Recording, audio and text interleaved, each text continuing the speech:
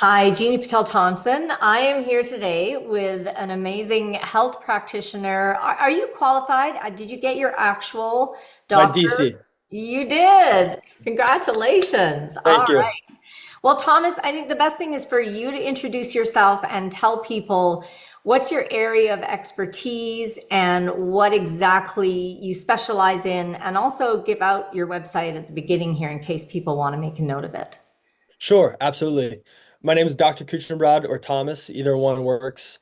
Um, you know, I got on this journey from pain to passion, just like many of my mentors, like Jeannie yourself, and Dane. And, I grew up very traditional American lifestyle, had some health complaints in high school, middle school years, and was told by doctors it was just normal and just went about my life because in my circle it was normal. And as I transitioned to college, playing college baseball, I started to have more severe symptoms. And it got to the point where I was going to the bathroom and there was only blood in the toilet. And it was 10 plus bowel movements a day. And the urgency, all of these things were stacking on top. So after my first semester of college, I went and got the CT scan, the colonoscopy, the whole nine yards, diagnosed with an autoimmune disease, they called it, Crohn's and colitis. I was a the CT, they diagnosed me with Crohn's and then they changed it to ulcerative colitis. So, tomato, tomato. But that was a really confusing diagnosis for me because I really didn't have much experience with it. I wasn't expecting it. Um, and that's really what started me on this path. Because like many people, I was diagnosed and I was told there was nothing I could do about it. It is what it is. Kind of this is my trajectory. This is what I'm going to do. And when I was told that, even though I came from very, humble beginnings of a really poor standard American diet, a lack of true health from the inside out, I was looking at health from the outside in. I just knew there wasn't something there. There had to be more. There had to be something I could do. So I really just started diving into to learning, to the research and everything like that, and trying things myself, which came with trial and error and learning. And along that journey, I met Dane, who I now work with, and Dane helped me get to A to B in a very expedited way, of really nailing down how to do things properly, which is really important. And I know we're going to talk about it today. Um, so that's how I met Dane, and I was able to get my health back, and that was really big for me. And of course, when I did that, I knew that I wanted to help other people get their health back around the world. So on the more professional side, went got my DC, became a doctor. I got a postdoc in functional nutrition. So nutrition is kind of my main wheelhouse. But of course, with health, you have to look at chemical, physical, and emotional health. So it's all encompassing. And that's kind of what led me here today, led me to talking to you. I've had the privilege of helping hundreds of clients with IBD all over the world over the last, few years. And it's been really great to work with clients from the age of 3 all the way to their 70s and all types of ethnicities, races, cultures. Everyone is so unique, but when you get experience of helping other people, you see correlations, you see patterns, and it's been a privilege to help, other people, and it's been great. So, that's kind of who I am. That's my short elevator speech and why I'm here and why I'm so passionate about everything we're going to And discuss if, today. if people want to book a discovery call with you or talk to you about health coaching, where's the best place for them to reach you? Absolutely. So you can reach me through the Crohn's Colitis Lifestyle website. There's an About Me page. You can book a free call through Crohn's Colitis Lifestyle. You can also reach out to me on Instagram. Dr. Cooch is my handle, Dr. Kuchenbrod. That I run my own social media, so I'll reply to DMs. My email is also Thomas, Thomas, at crohn'scolitis.lifestyle.com. You can shoot me an email. So any of those ways to get in touch with me, we'll make sure someone on the team it has availability and can talk with you. I know Jeannie, you've brought some of our best clients over. And it's been a great mutual relationship working with you and your team. So yeah, that's how you can contact me. Any of those ways work, and I would love to connect with anyone.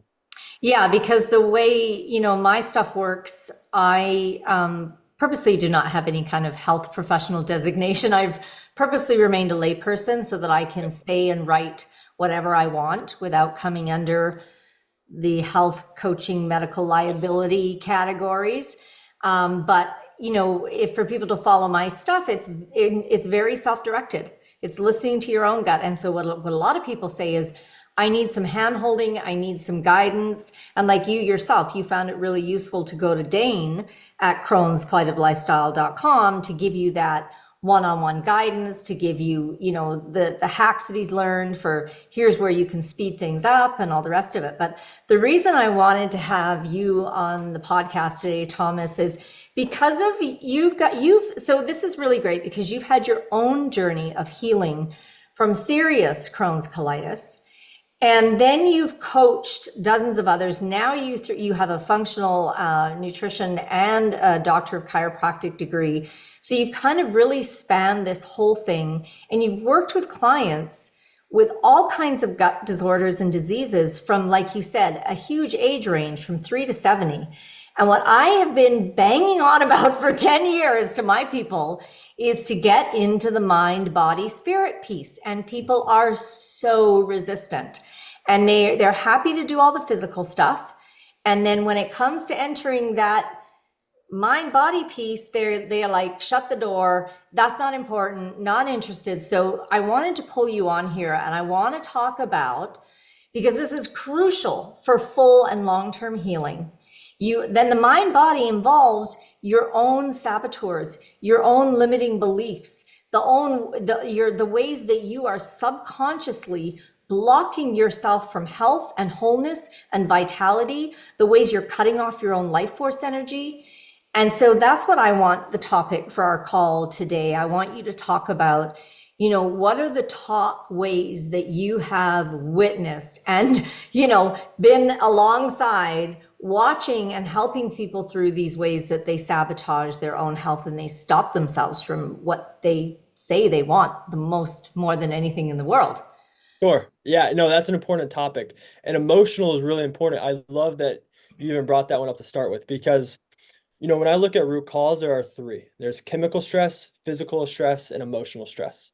And each one of those root causes have many, many, many, you know, possibilities. But emotional stress, for whatever reason, it tends to be the one people go to last. However, it's the one that can create the quickest benefit or the fastest return on investment. And I think there's a lot of reasons for that. I think, you know, like being you are what you eat just makes sense in a lot of people's head.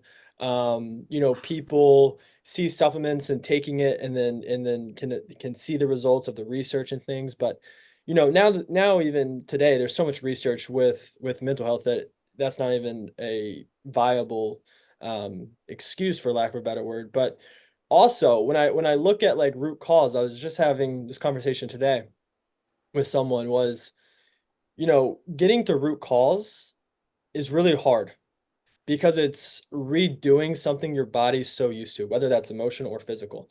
And for a lot of people, like the emotional, it sounds good and dandy to emotionally change and benefit, but it takes a lot of work and it's not what your body's used to. And a lot of times you don't want to do it because you're stuck in your ways.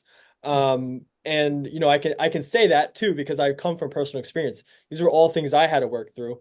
And now, you know, working with clients, when you remove yourself from the picture, it's almost like a bird's eye view of seeing it. So it allows you to communicate it easier. So, you know, emotional health, it's one of the big three. And it's for whatever reason, what clients tend to go to last of the big three. It is one that is really impactful, really quick a lot of times. And yeah, a lot of, you know, clients really don't want to address it. And I think it's because they're just stuck in their ways. And it depends on the age too. Like that's why younger clients I really love working with because their mind is so plastic. Like when you get in there with the neuroplasticity, you know, you can really change the way they see the world in a positive way that makes positive influence. Where some of my clients in their, you know, older years, 50s, 60s, especially men, are really stuck in their ways. And that's a challenge of kind of opening up to change, even mentally, which can create outcomes. So, number one, I would say is, not denying, but putting emotional health kind of on a back burner. Mm. Can you tell us a story of one of these 50 or 60-year-old men who was resistant? And can you just walk Yeah. us through, like, just tell us a story about what happened? Yeah, yeah, no, that's a good question. I always it's 15, 6-year-old men, and those are the ones who are most I think it's a couple things. One with emotions. I think in our culture, men are supposed to be so tough, and which has led to them being like quiet and holding things in internally, which is a problem in itself. And then two is I'm this way, and I know a lot of men that I've worked with are they're so, routine oriented. So, if a male who's 50 eats ice cream at night, going more to the physical or chemical of food, eats ice cream every single night, removing that out of their nightly routine is just extremely hard for them. And people think it's because it's addicting, it's ice cream, but there's a couple things there. One is we all know ice cream is not great for your health. But two is it's really an emotional battle they're struggling with of, what's like the first, what's not the first, but what's the second, what's the third, what's the fourth degree question or root cause of why you need that nightly ice cream. And, I'm not beating up ice cream. I enjoy ice cream. It's great. But when these ice cream and older men is a good one because they get stuck in their ways. And I think with the older men, especially is, if you're 50, some of them have been eating ice cream, which is just one example of many, but for 30 years. And to kind of unwind that takes a lot of work, a lot of dedication, a lot of conviction. And they really have to know their why, and they got to have conviction. So, it's possible. But that older male client is the one who you really got to chip away with of overcoming those emotional hurdles which are causing, the habits, whether they're emotional or physical. Yeah, so for me, when you say that, and I think about, okay, you've got a guy who's been eating ice cream every night for 30 years, the places that I immediately go to with the mind body are I would want to know what was the significance of ice cream in your childhood? And I bet you 10 to 1, there's going to be a strong meaning stemming from their childhood. And that meaning is going to incorporate things like care, reward, you're a good boy, you deserve it, like all of these. So it's a physical thing, but the benefits are not physical, the benefits are emotional. And Yes. then the other thing that I've noticed with any sugar is because sugar gives you an actual chemical mood boosting response. The stimulant. Yeah. Yeah, it's a feel good biochemical. And so when life feels really hard and you're struggling, or maybe every day feels overwhelming for you, and you've been so good all day, and then you're like, now I get to have this as, first of all, as a reward for just getting through this really difficult, stressful day. But also, there's this thing of, I have to have this to feel like I can go on. Like I can, like I have to have that lift. I have to have that. It's my time now. I have worked for 12, 13 hours. I've done everything I've needed to do. It's been a lot of stuff I didn't want to do. And now I get one opportunity before bed, because for some reason that's often a nice time to have this kind of reward, to say, now someone is going to give to you. Ice cream is going to give to me. Ice cream is going to make me feel better. And then you get into safety, right? Okay, now someone is taking care of me, so I feel emotions of safety and security. I can exhale. Someone's got my back. Like, these are all emotional roots that are signified by this physical ice cream. Yes, exactly. And it loops. It's like a positive loop because in so many ways, it's not one single thing. And that's why the emotional is so important because once you get the emotional, then you can reverse engineer a lot easier than just saying quit the ice cream because it sounds easy, but there's an emotional aspect to it. Yeah. And, the one you outlined is one that a lot of people can probably relate with. Yeah. Yeah, exactly. And like any addictive substance, the key is not to get rid of the substance. The key is, why do you need the substance? There's going to be a really good, not because you're a weak person, there's going to be a really good, strong reward happening for you with that substance. So then, like for example, with ice cream, if your core thing that it's addressing is you feeling like, here's some help for you, here's some safety for you, here's something that's giving back to you, then your emotional work is to say, okay, so how do I meet all those emotional Yeah. needs using something other than ice cream? Because ice cream is Yes. making it hard for my body to heal. It's depressing my immune system for 8 hours. The dairy is triggering inflammation in my gut. So the negative aspects of ice cream are really outweighing the positive. So how can I get all those positive rewards in a different way? What can I substitute that's going to give me safety, security? You did good. You got through the day. I'm here for you. And that's where Absolutely. the work is, right? Yeah. Yeah. And it's weird because it's like in our culture, birthday parties, graduations, celebrations, it's all bad food. So it's like it's no wonder why we go to the ice cream or to the alcohol, because in our culture that is what is rewarded as good time. And then, maybe subconsciously when you have that, you go back to those times. But that being said, like alcohol is a good one too with clients in college. Mm, Is it's not really the alcohol, it's what it does to you of kind of relieving the curtain and allowing you to be you, which you don't need alcohol to do that. You just need to work through limiting beliefs and emotional stresses and being free in your life. And then the alcohol doesn't have as much of effect because you're not hiding so many things on your day to day. yeah. So alcohol is another, that's obviously a little bit more of an extreme one, but it's another visualization of, something that is really an emotional drive, Yeah. although we think of it as physical. Yeah, and again, like what can you substitute? What's going to give you the courage to be your real self in Yeah. public?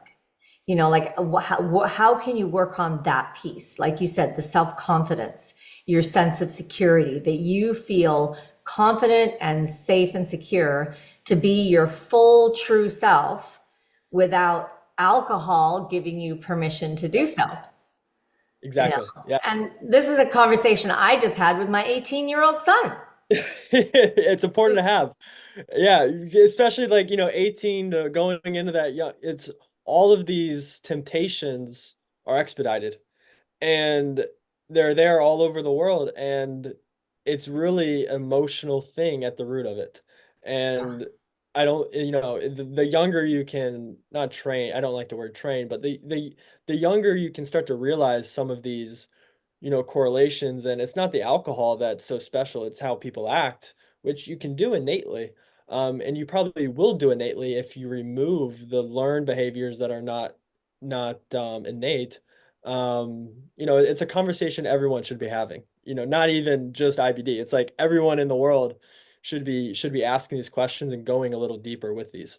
And so when you come up against these things in your health coaching Yeah. with your patients, your clients, is you bringing awareness to them enough for them to shift them, or are you referring them to therapies like EFT tapping or hypnotherapy or somato experiencing, or like what do you find in that arena? Yeah, really good question. We work really closely with Rachel Turner. So I will refer a lot of clients to Rachel, but not all clients. And it depends you know, on their energy because everyone's unique. And that being said, I think everyone should talk with Rachel or an EFT specialist and do tapping and things like that because it will benefit everyone. But so, for some clients, just opening the conversation, having the education can can create good response in the time we're working together. However, some clients need a little bit more extra focus on that specific root cause, which is when I would bring in, someone who really specializes in it, like Rachel Turner. Mhm. Like I said, whether you have IBD, you don't have IBD, tapping, and all these, meditation, all of these things to help, your mindset, your emotions, your limiting beliefs are going to, make your life better. Um, Mhm. which, so yes, I'll use Rachel Turner. She's probably my go-to. But I'll use other practitioners of all sorts. And it just depends on the client's scenario specifically. Yeah. Because, inversely, some clients you don't want to overwhelm. Um, because this is all so new to them, and you got to kind of take one step at a time, and they can't get burned out. So that's, it's kind of a balance between those two. Interesting. So are you finding that dealing with the emotional piece is, does it take a lot of energy from people? Yeah, it can. It can. It depends on the individual. It really depends on the individual. And I think it takes more energy than people realize, Mm. because that's something that will happen too, right? Is sometimes, like today, I had a call and it was with a client, and all we really focused on was the emotional aspect. And when you have those calls, they're really good because you can see, their emotions change throughout the call, and them to, you see light bulb moments go off, Hmm. which can lead to great outcomes. However, what happens is, the limiting beliefs, the root cause beliefs, those things have been wired in for years, is following that call, clients will start to go downhill a little bit with their emotions and mentally. And then you have another call and you bring them up. So it's important that if it's me, another coach, Rachel Turner, clients know that it's a process. Like, Yeah. it's not even this podcast. Someone might be listening right now and have like a light bulb moment of, I've been neglecting a little bit of emotional health, which is common for many people, and feel really good after this podcast, which is good. But you want to build on that win and build on that success so your old habits don't take over, because you have to Mhm. you really have to rewire your brain. Joe Dispenza says it best when he says, neurons that fire together wire together. So, that's something that's important too, is with the emotional aspect, is it takes time and it takes repetitions. Yeah, and for people who, either don't have the money for a private EFT practitioner session, or they're not convinced, so they don't want to spend the money until that's why I set up, because I am a certified practitioner as well, and I set up my own program that I call laser tapping. So laser with a Z, doctapping.com, and people can go there, and I have 3 free sessions that they can choose from. Wow. And one of them is about what are the emotions stored in your gut. So I set that up for people so that they can go and have completely for free an experience of this tapping, this meridian tapping therapy on the acupuncture points, see if they like it, see if it resonates with them. And then they can either, do my course, which is again self-directed, or then they have the confidence to say, okay, I'm going to book with someone like Rachel Turner who can, Yeah. you know, create sessions that are really specific to myself. But yeah, and then the other thing I want to talk to you about, because here's the other top saboteur of health and healing that I see for people, and I've worked with this a lot in my own life, is the inability to set healthy boundaries around your time and space. So, Mm. and this is classic for with any autoimmune disease, the person has trouble saying no. So, They tend to be a type A personality, an overachiever. If they're in church, they're the one leading Bible study and heading up the youth group, and people come to them whenever something needs to be done because they get her done, and they take, and that's the, and so then this whole burnout thing in under the guise of service. So mhm. it's emotionally really easy for us to justify spending all this energy because I'm serving people, I'm helping people, I'm doing what Jesus did. We have all these, but the net result of it is you don't have enough boundaries around your time and space. And as we said, healing takes a lot of energy. And if you're giving it all away, what's left to heal you and then keep you on this journey of healing and then keep you in a place of health so you Yeah. don't end up, oh, now I'm healthy. I can go help everyone else and run myself back down again. Yeah. No, yeah. Type A is that's something you see a lot.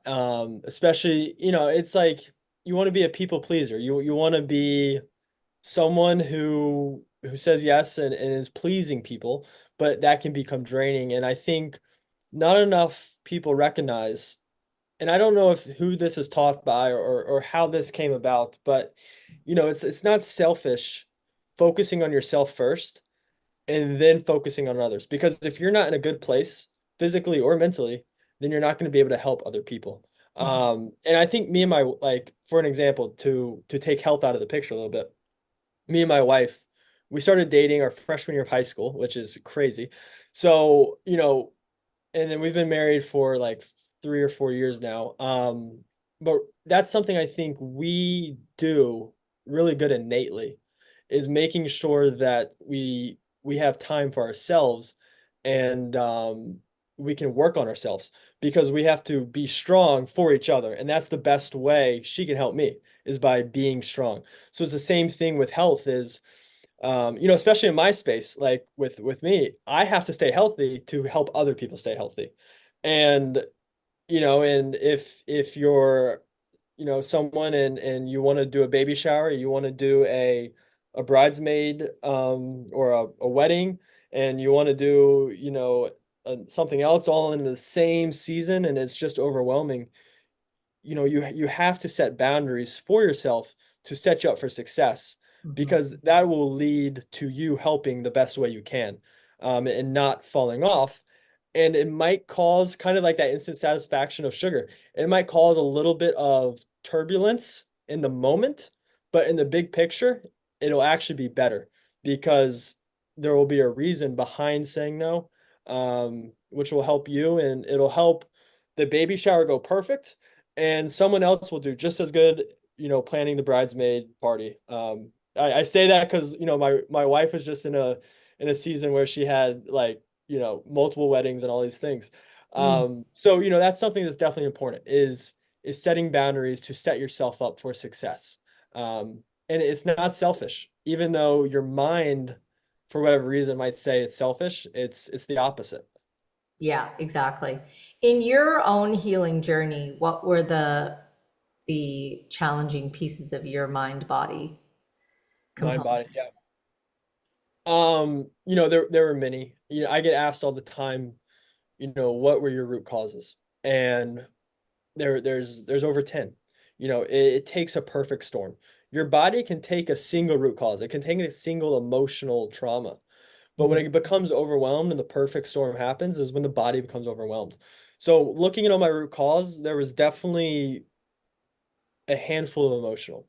Number one, I don't even want to label them as in order because it doesn't necessarily matter. We'll start with one is, playing college baseball. I played baseball from the age I was 4 all the way up to freshman year, and Mm. it started to become a very stressful thing. You think as baseball as a sport, it's supposed to be fun, but it was my identity, and it was what dictated my weeks, right? How I played on the weekend was how happy I was the entire week. Mm. And that was something that created a lot of stress, not only for me, but for people around me. And then also, being diagnosed, losing my health, stopping baseball, I lost my identity, which was an emotional battle of, going to a new school, not knowing really anyone, and experiencing, like a just a huge shift in my personal reality. So those were some really big emotional things that went on. Something a little bit more deep that is more like ancestral, which is important to know is on my mom's side of the family, they only had one son, and he died at the age of 4. Mm. And on my mom's side of the family, even grandkids, I'm the only male. So when we look at generational trauma, I think Yeah. there was some subconscious generational trauma. And, I say that with a really with with I don't know how I say it, but it's like no one wanted any harm coming from that, right? My uncle who passed at 4, it's a really unfortunate event, and it created a lot of emotional stress for the family. And being the only male, I think some of that subconsciously leaked into my health journey of that anxious subconscious thing. And my grandparents, my aunts, my uncles, my parents, everyone on that side, I love them all. And but that's an aspect of emotional that I think definitely plays a role within root cause. And that's a good example of, asking first, second, third degree questions, because that enlightenment, you know, that understanding, that clarity of me growing up and kind of seeing things in a different lens, that came with a lot of time of understanding emotional healing, right? And then, besides those, all of the common ones, especially going through the diagnosis as a teenager of, the depression, the anxiety, the fear, the uncertainty, all of those impeded my healing journey while I was going through it, which then I had to reverse engineer. So yeah, those are some for me personally, and I could probably continue to go, but those are the ones that I would, the big ones to highlight. Well, and fear, anxiety, and anxiety is the difficult one because Yeah. it's a chicken and egg. Like, when you look at people who have, a chronic illness or something severe, the illness and the physical incapacitation and the pain itself causes a lot of fear and anxiety.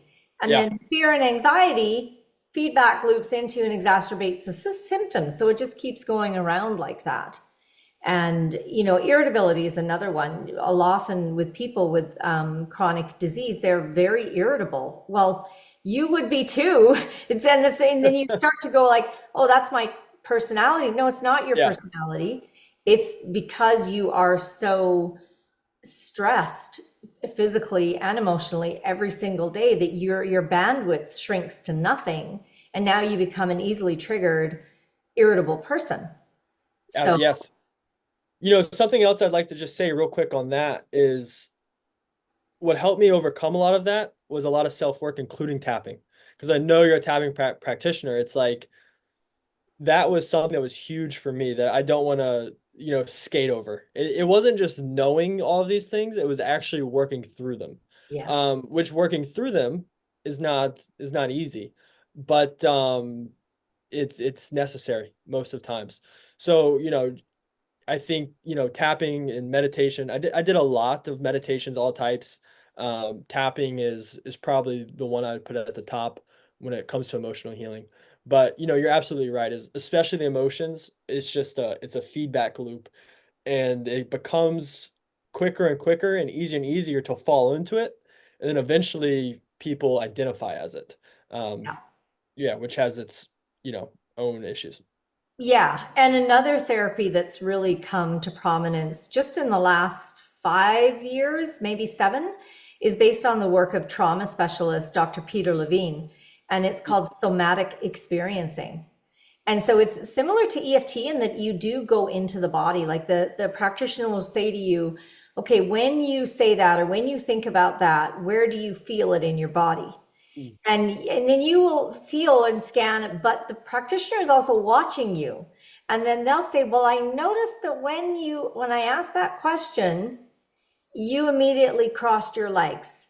So they're watching to say there's the mental story you're going to tell about your body, but then there's the physical story that your own body is telling.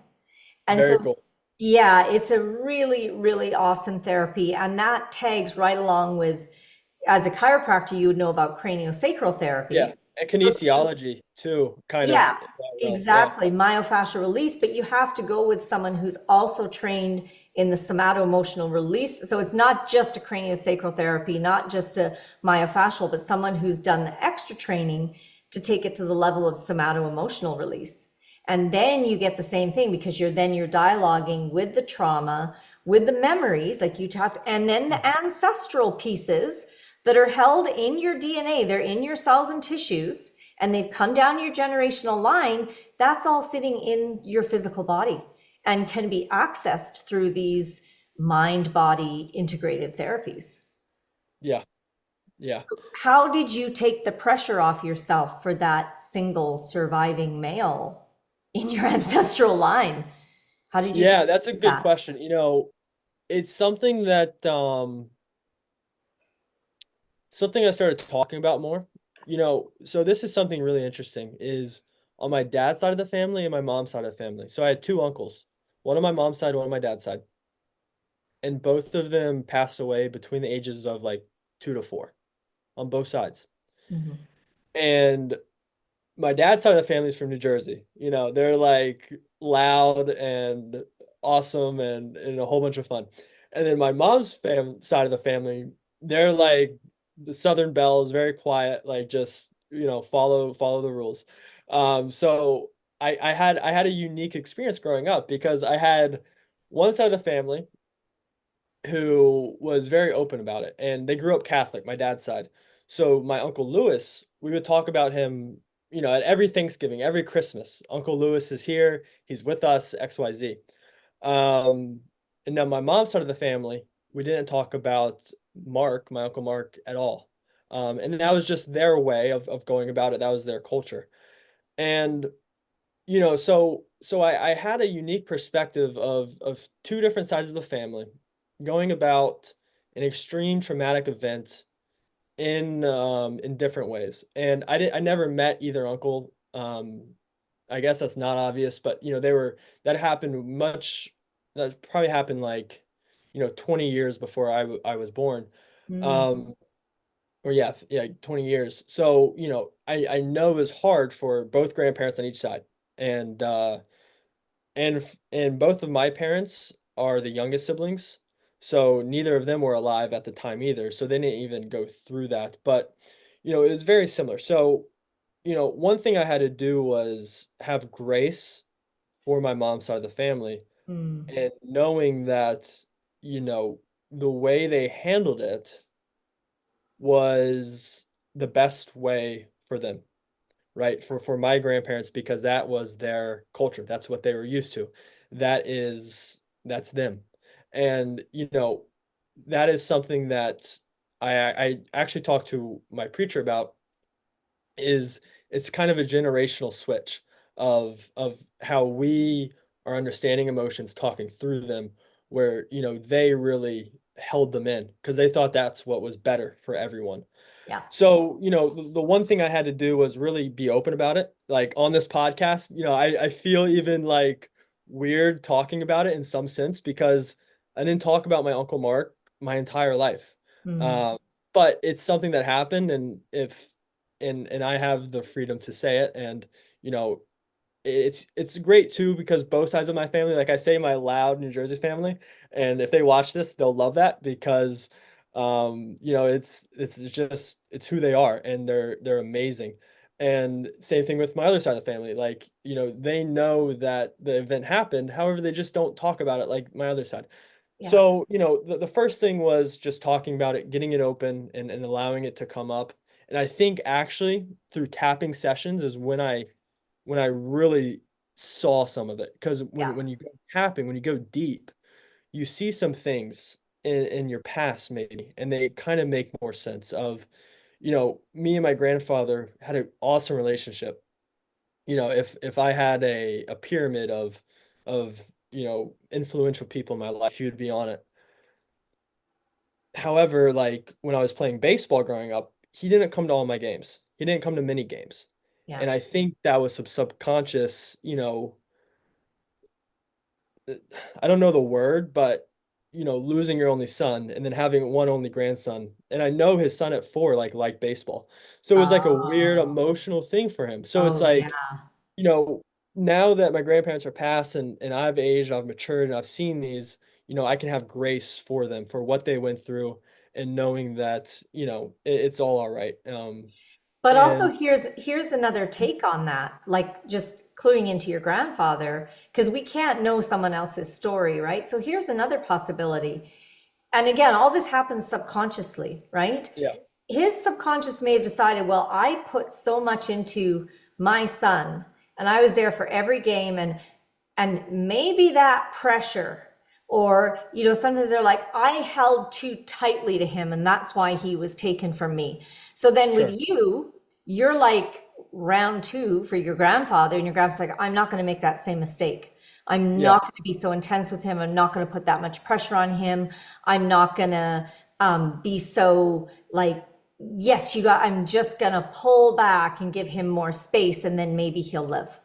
That could No. have been Yeah, awkward. that and I really appreciate that because that's amazing because like this whole, ancestral trauma is somewhat newer to me. It's like something I'm still working through. Hmm.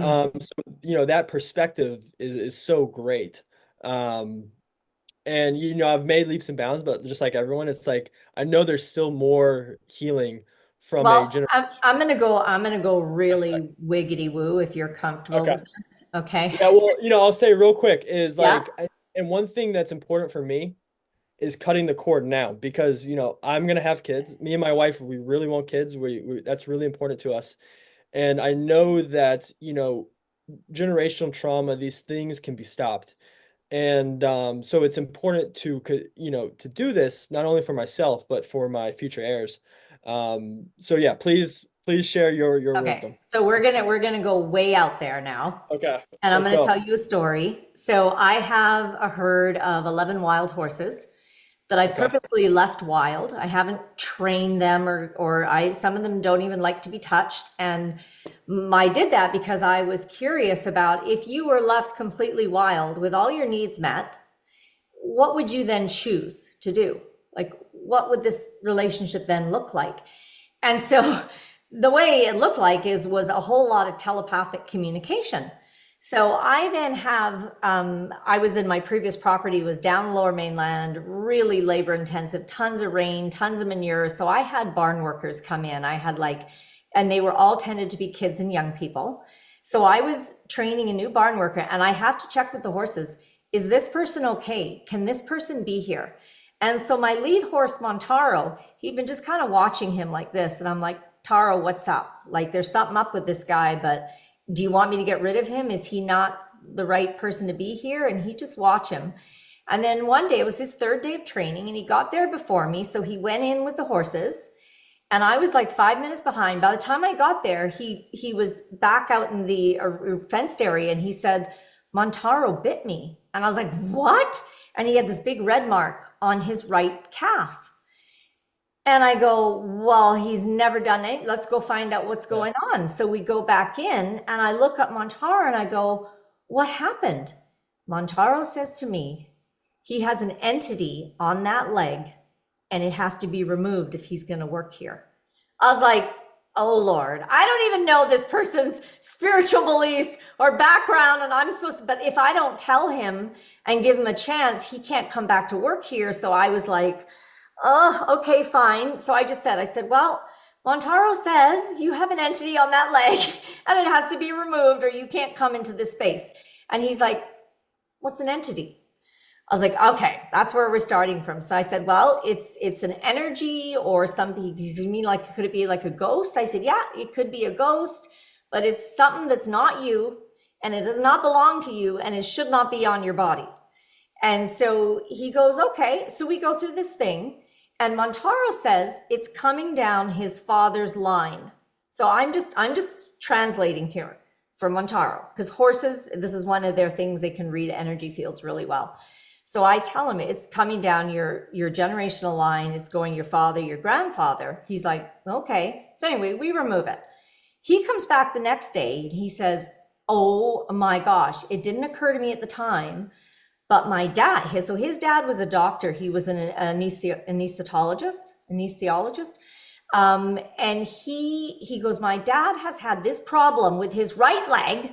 His like for most of his adult life, he's had every test known.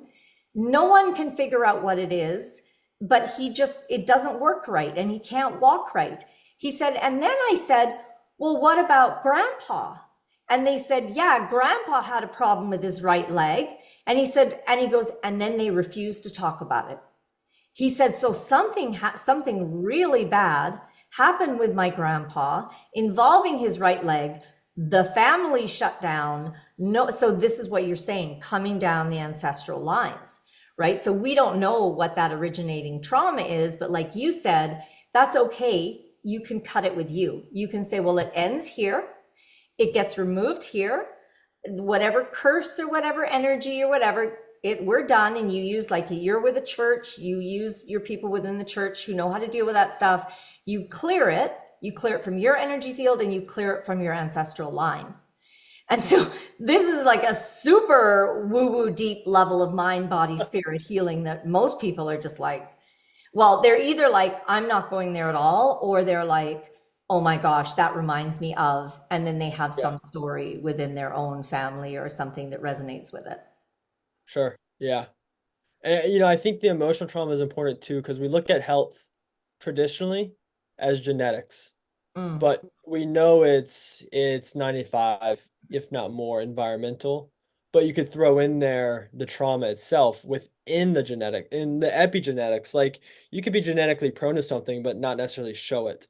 yeah, And, I think maybe that's like the next wave of discussion is, how do these emotional aspects fit into the environmental aspects? Because even, Western medicine starting to realize environmental is a huge piece of the puzzle, but they see environmental as diet, air pollution and water, which is much more than that, not only physically, but also emotionally or mentally. So that's interesting. yeah. And even, I mean, I know the Bible really well because that's the tradition I was raised in from age 7. And, even in the Bible, there's a story about Elijah coming down from the mountain, and it says, and he was carried in the loins of his grandfather. So Mm, even the Bible acknowledges there's this ancestral, generational transmission of stuff that yeah, happens and gets carried down from generation to generation.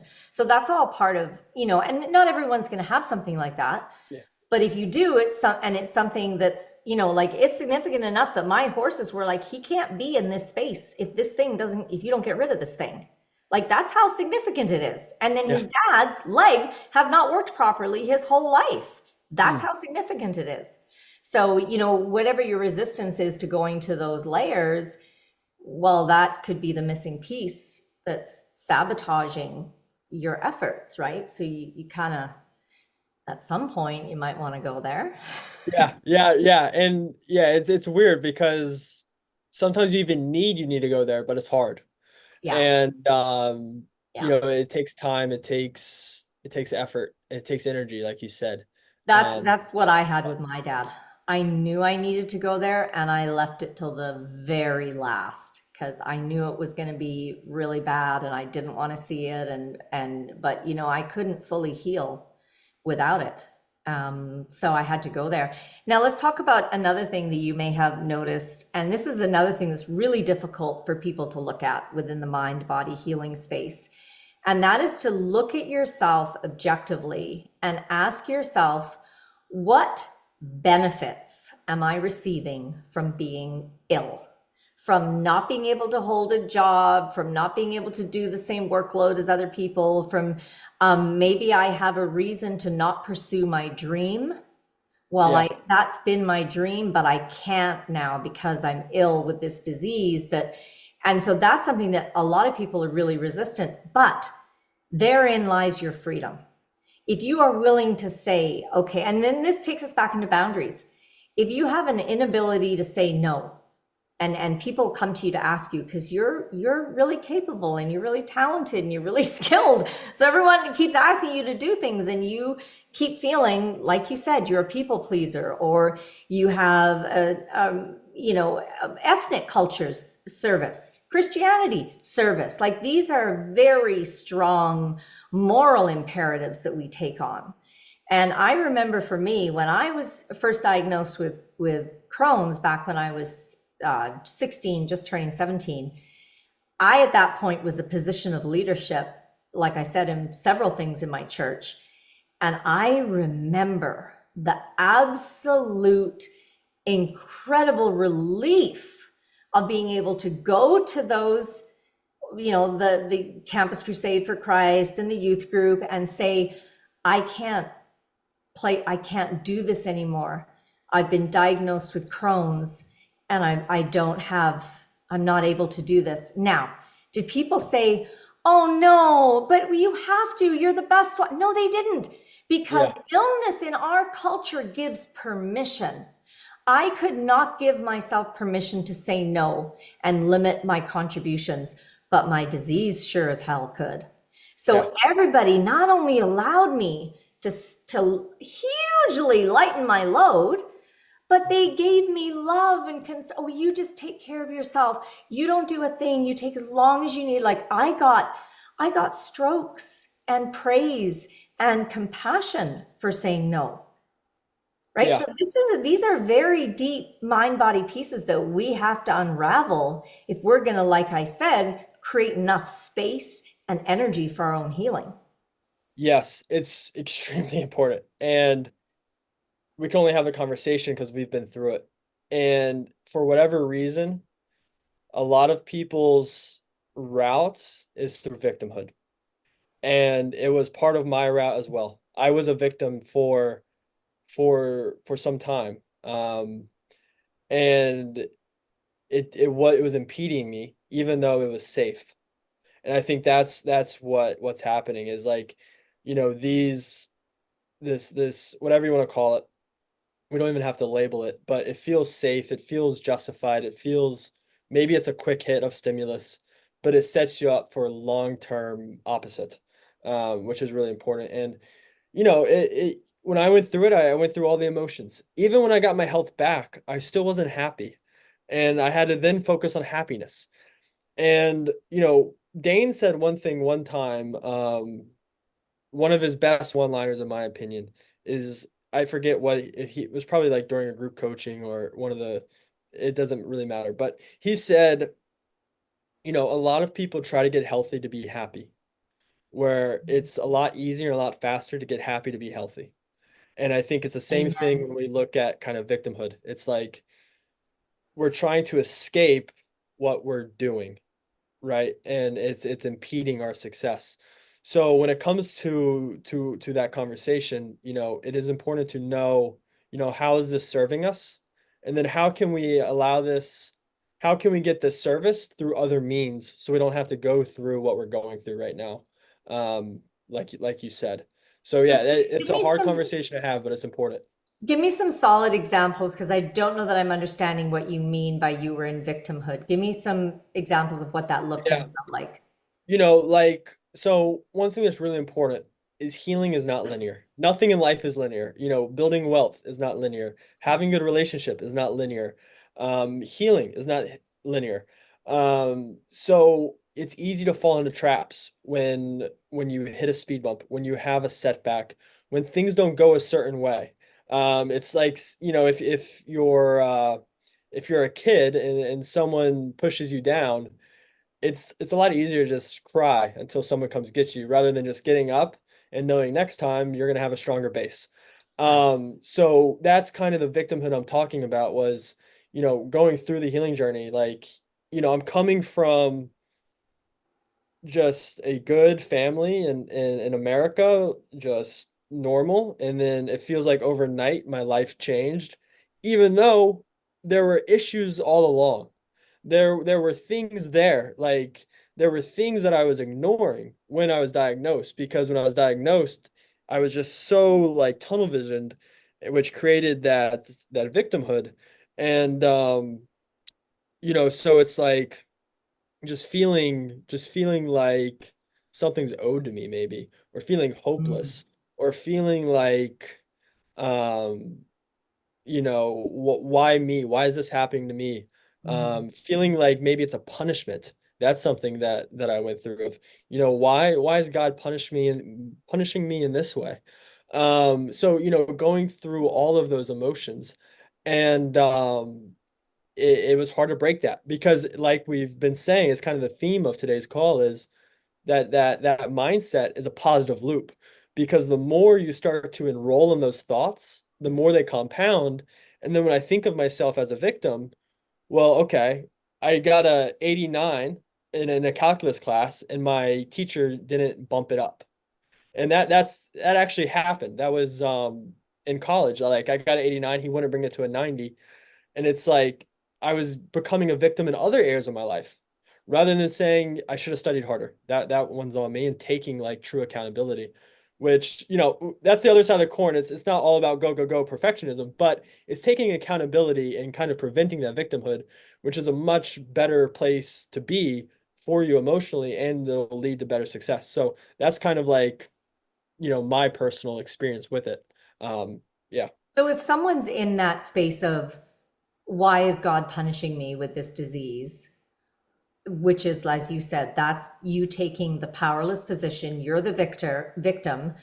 God is the perpetrator, Yeah. punishing you. What's the way out of that? It happens in many steps. Um, and it depends on, your faith, where you are in your faith journey, things like that. For me, it was stepping stones. And, now it's like God works through me. God uses me as a tool to help the world. You know, Mm. God put me through a really tough time to kind of sharpen the iron so I could have, so I could see degrees, I could relate in a way that I wouldn't be able to relate before. I can have contrast. Like if you don't go through contrast, there's no change, there's no difference. So, it's like you can turn your healing journey into something really powerful of by being inspired by it and seeing it as a blessing rather than a curse. Now, I saw it as a curse when I was diagnosed, like many people do. And that whole relationship with God and feeling punished and things, that was a long journey up. So, I think it looks different for everyone. But at the end of the day, you got to have some type of faith and really come into that. And, going back to like trauma, faith is something that you're continuously working on and trying to get better and better at, because the more you learn, the more it opens up and the more that's available and possible for you. I'm Christian, but I have clients who are Muslim, or I've had a client who's, practices Scientology. I've had clients who are Jewish. I've had clients who don't have a religion. So, I don't want to paint too much on Christianity. I talk Christianity because I'm a Christian, but, some type of faith or relationship or trust of a higher being is really important in the conversation, and kind of rewriting the script of this isn't a punishment unless you view it as a punishment. How can you turn something bad into something good from pain to purpose? Um, so yeah, Well, I and I think, really like your analogy of sharpening the blade. Like, yeah, that's your traditional, for the samurai of Japan, how is that steel blade, how is that formed? Well, by going into fire and being hammered and then back in and being hammered. And then that's what produces this incredibly strong steel that now is capable of, so much of what the purpose it was meant for. So, um, I you like know, that analogy because it's universal. And if you look at people like so you got Crohn's colitis. Well, you know what? This is a human drive to be forged in the flame. And you can see it in the people who are perfectly healthy. They go and climb Mount Everest mm, and they risk death. There's a high death rate for climbing Mount Everest. They do those freaking cross desert runs and yeah, they go into shock and they nearly die. Like the human being is geared to be forged in a flame. So you're going to choose the way that comes. In my opinion, you choose the way that comes to you. absolutely. And it came with like micro thoughts first. Like something big for me early on was kids. So I was using that as fuel. Maybe when my faith wasn't where it is now, is, I'm experiencing this journey to prevent my kids from going through it. Because if I would have not had the manifestation of symptoms, my kids would have lived the same lifestyle I would have, and odds are they would have experienced some type of similar manifestation. Like it was eventually prone to happen. So, I went through it, and I have a friend, his dad's in the military, huge military family. And I asked him one day, I was like, why are you not in the military? Everyone in your family's in the military. He said, my dad told me at a very young age, I serve for our country so you don't have to. So that's a really cool quote. Is kind of like, I went through this journey and it's going to allow me to set up not only my kids but my clients and the people I serve, the people I help of, sharing what I've gone through to help stop or prevent what can come. And going back to victimhood, you were just talking about of like running a race and things, is also, what can happen with victimhood is you get diagnosed, you have to use the bathroom a lot, so you have anxiety around the bathroom. You end up just staying in your room and you're staying at home, and then you're not getting out. And you're not seeing that, autism is exponentially increased, diabetes exponentially increased. You go to church, people are having severe, marital problems. There's other people suffering in so many different ways, and Mhm. you can get so hyper focused, tunnel vision on yourself that you become that victim rather than seeing, okay, you know, Susie is not worried about where the bathroom is. However, she's worried about, her daughter who's in a really stressful time right now with stimulants in high school, right?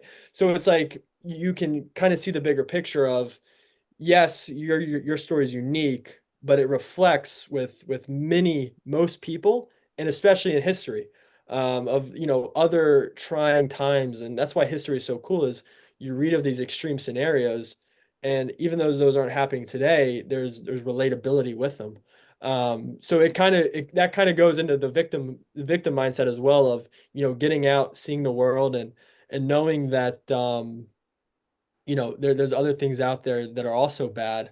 But yeah, that's just food for thought. These are just thoughts and conversations people don't have.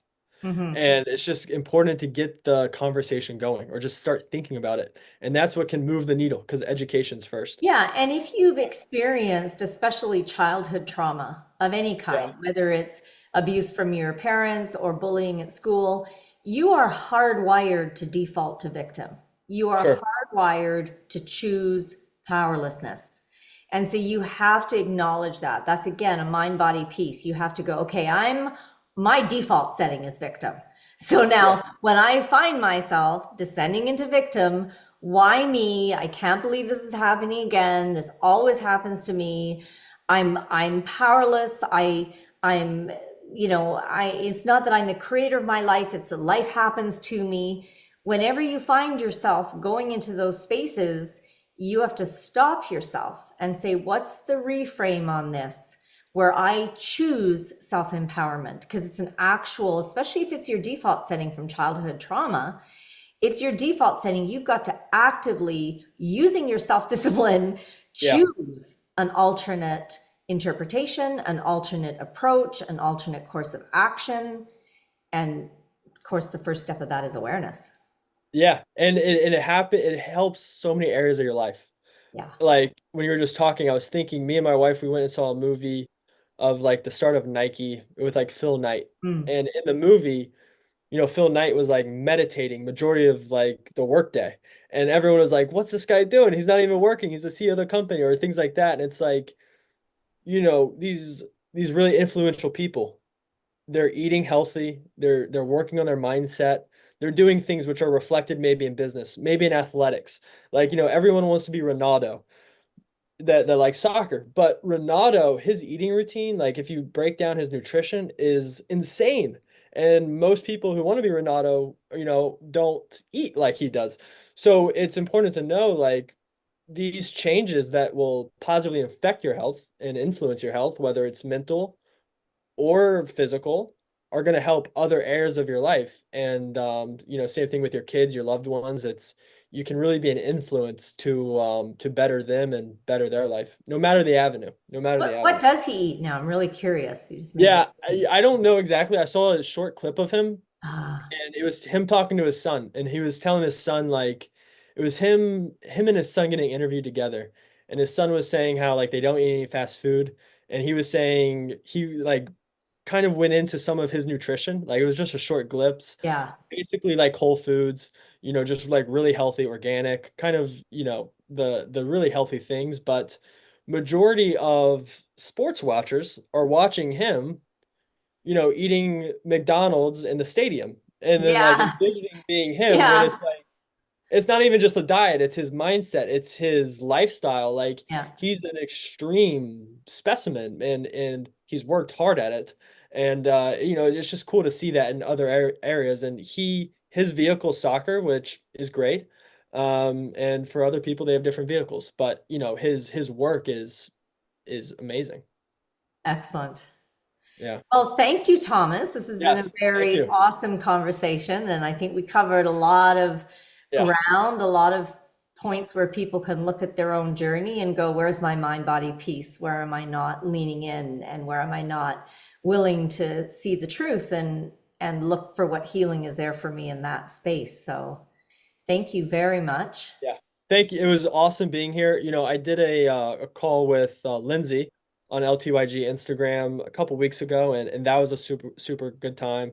So yeah, I would love to, you know, continue to have a conversation with you, Lindsay. You know, any way I can contribute to LTYG. Y'all have been great to me personally, and then also to many of my clients. So yeah, I really appreciate you having me on. Anyone can find me on Instagram, or through CCL. Yeah, please come on by. You know, it's a free call, and we'd love to chat. Awesome. Thank you, Thomas. Yeah, thank you.